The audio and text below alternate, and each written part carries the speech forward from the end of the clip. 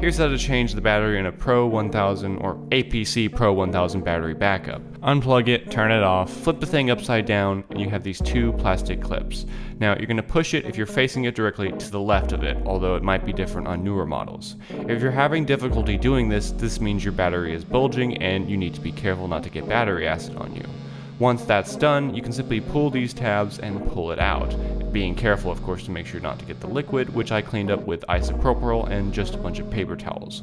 To remove the old battery, just pull on these two tabs and give it a good tug. After that, I got my new battery, and you don't have to peel off any stickers, just follow the instructions. I mean, you have the red side, and then you have the green side, and you'll be able to tell which one has the connectors.